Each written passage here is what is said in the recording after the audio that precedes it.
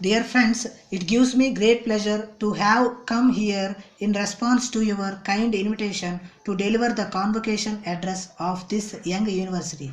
It is young only in the sense that it was formally opened only a few years ago.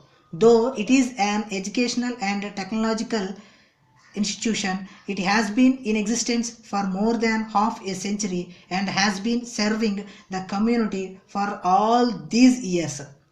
The Indian Council for Technical Education is the parent body from which this institution was founded as long back as 1906. I am one who had the privilege and good fortune of being a student in Calcutta in those days. Friends, now I recall from my experience that a great enthusiasm was created for education on national lines, and the foundation for Indian Council for Technical Education was a product of this lasting enthusiasm. The idea of imparting technical education to the youth encouraged the leaders of Karnataka to launch this educational venture. In spite of innumerable difficulties and drawbacks, the Indian Council for Technical Education continued to carry on its function with determination and provided an outstanding example of creative achievements. Though a number of polytechnics were set up in several other parts of the country in the early years, I do not think that the public efforts anywhere else could bear the brunt which the Indian Council for Technical Education in Karnataka did in stepping up the task of imparting technical knowledge. May I on this occasion congratulate you all and offer my humble tribute to the memory of all those great sons of Karnataka whose untiring and sincere efforts have gone into the making of this great institution. So far as this institution is concerned, there is no doubt that its achievements and progress have filled us with satisfaction. It has turned out a very large number of students who have made a mark in the various spheres of public service and activity. Again, it has to be admitted that the courses of study, particularly commercial practice and telecommunication, offered by this institution have been attracting a very large number of youths and equipping them with the qualifications for various professions like personal secretaries and engineers. There are, however, other matters which cause some concern, and it is not possible to join issue with the critics. So far as higher education is concerned, the problem of unemployment stares us in the face. It has been suggested that only a limited number of boys and girls should be sent up for higher education. The suggestion is very good as far as it goes, but who can guarantee profitable employment even for these limited numbers? As for technical education, the scope for employment is much wider. Whether this wide scope is a temporary phase of the period of reconstruction or represent normal opportunities remains to be seen. Often one gets disturbed to hear of unemployment even among technically trained personnel. I have read in newspapers a few days ago that about 40% of the young men and women who have returned during the last month after being trained abroad are still awaiting their chance to get suitable employment. If that is the state of affairs at this time, when all the technical institutions which we intend to set up have not been opened, and when the tempo of reconstruction work in the country is so high, one wonders how we shall be able to cope with the question of profitable employment for all of our technically trained personnel when all the institutions have come into existence and when all the major projects now in hand have been implemented. Let me confess that I am speaking as a layman with limited knowledge of facts. I can only hope that there are gaps in my information.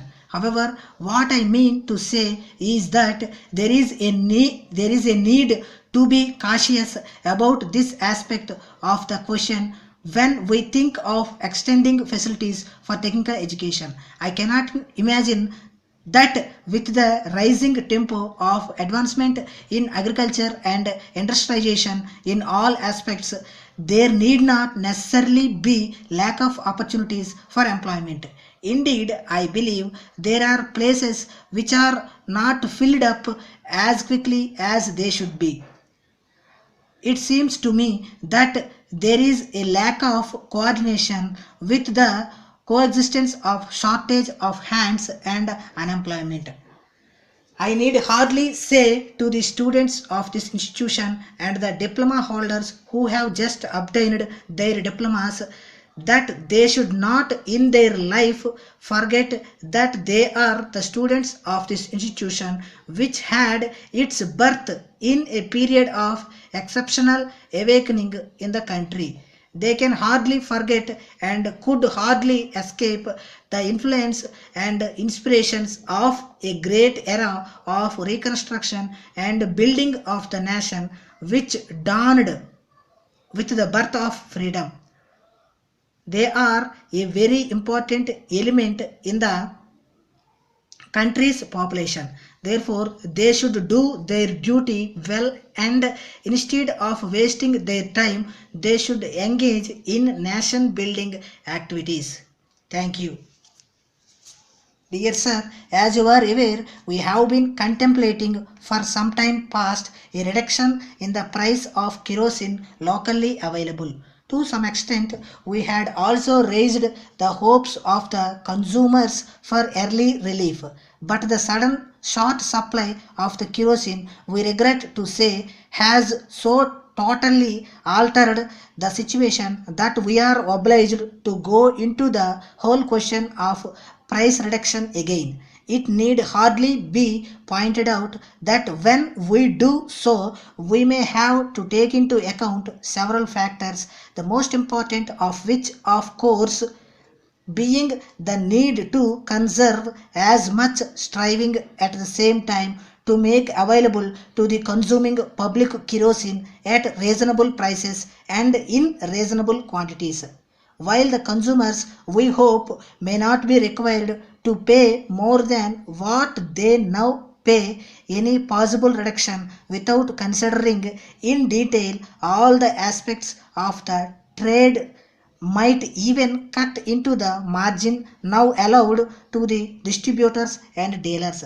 Therefore, it has become necessary on our part to consult all our distributors and dealers before taking a final decision in the matter. There is no recognized body at present to represent the consumer's interest.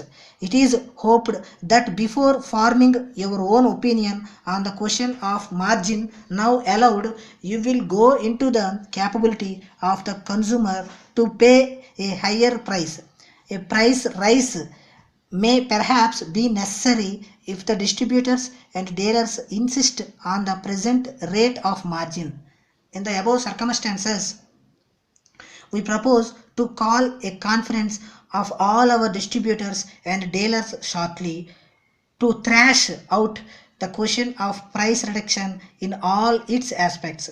The conference will be held in Bangalore city to enable our representatives to gather at the headquarters. We invite you to the conference to be held on the 30th instant. The exact time and place will be informed later. We are sure that you will give your utmost cooperation in the matter. Thanking you and assuring you of our best services at all times, we remain yours faithfully.